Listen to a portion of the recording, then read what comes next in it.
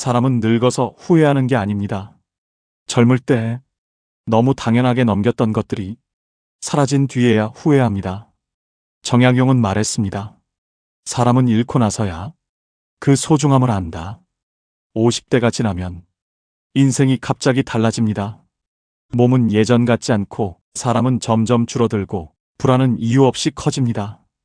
그리고 많은 사람들이 이 시기부터 무너지기 시작합니다. 왜일까요?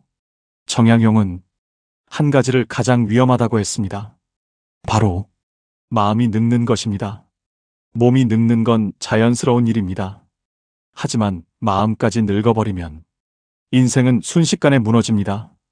새로운 걸 배우기 싫어지고 사람 만나기가 귀찮아지고 세상 모든 일이 짜증나기 시작합니다. 그리고 어느 순간 입버릇처럼 이런 말을 하게 됩니다. 다 소용없다? 이 나이에 뭘 하겠냐? 이제 늦었다. 하지만 정말 위험한 건 가난도 아니고 실패도 아닙니다. 스스로를 포기하는 마음입니다. 정약용은 유배지에서 무려 18년을 버텼습니다. 권력도 잃고 돈도 잃고 사람들도 떠나갔습니다. 그런데 그는 무너지지 않았습니다. 오히려 그 시간 동안 수백 권의 책을 쓰며 조선 최고의 사상가로 남았습니다. 왜 가능했을까요? 그는 알고 있었기 때문입니다. 인생은 상황이 아니라 마음이 결정한다는 것을.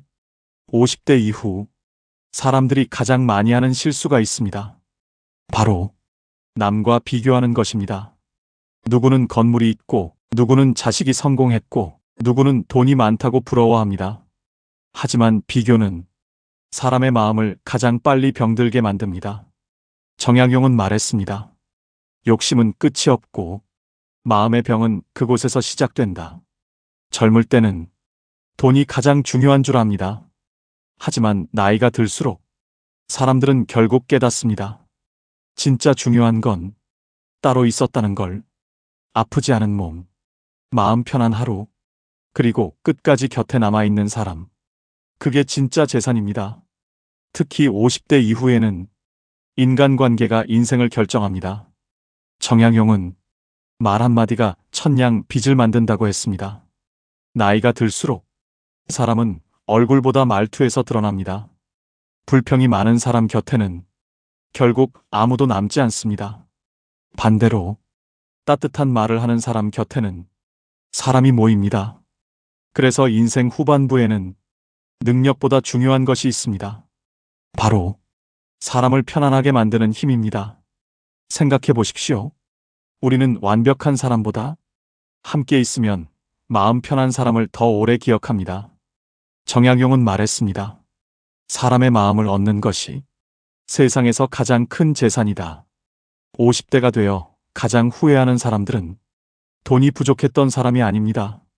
건강을 함부로 쓴 사람, 곁에 있는 사람을 소홀히 한 사람, 그리고 너무 늦게 자신을 사랑하기 시작한 사람입니다. 아직 늦지 않았습니다. 50대는 끝이 아니라 인생을 다시 바로 세울 수 있는 마지막 황금기입니다. 오늘부터라도 조급함 대신 여유를 선택하십시오. 비교 대신 감사하는 마음을 가져보십시오. 그리고 기억하십시오.